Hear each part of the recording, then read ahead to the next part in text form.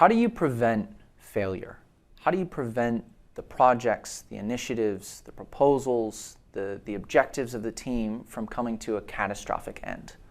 And one of the counterintuitive ways we at McChrystal Group try to prevent that failure is by actively thinking how that failure might happen with an exercise called Pre-Mortem.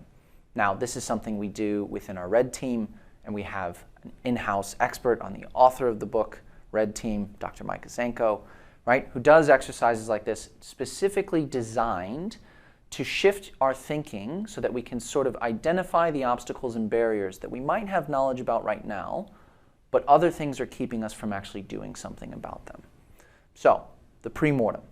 Pre-mortem literally means before death. And what this involves is thinking about some future point in time. It could be 6 months, it could be a year, it could be 10 years.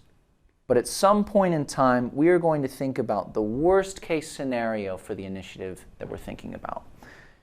And what we're going to do, either by ourselves or ideally with our team, is thinking about what that nightmare scenario looks like, right? And so we're going to describe that in depth.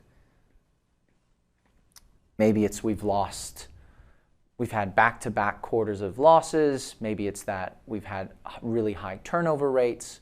Whatever that might be, let's really think about what is the worst case scenario for what could happen. And then the crucial part of the exercise is that now we're sort of bringing ourselves back into the present and thinking about, okay, with that nightmare scenario, what are the causes that led to that?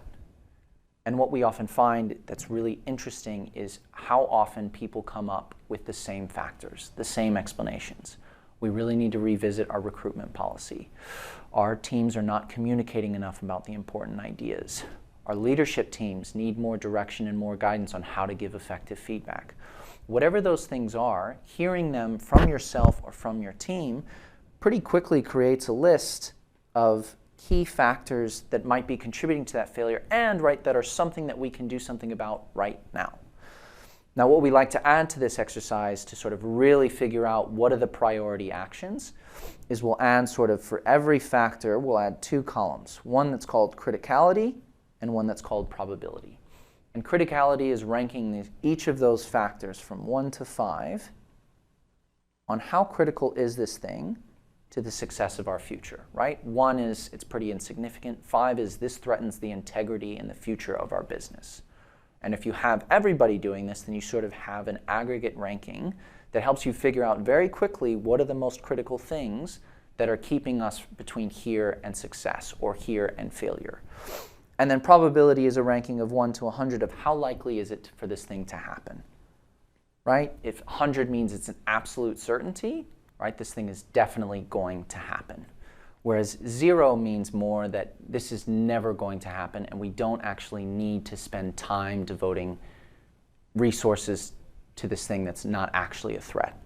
Now, anything between those 2 numbers, depending on how critical it is, that may help us to figure out what actually is the priority here that we need to take in order to ensure success and avoid that failure that we envisioned, right, to ensure the team is achieving all of the objectives that it needs to.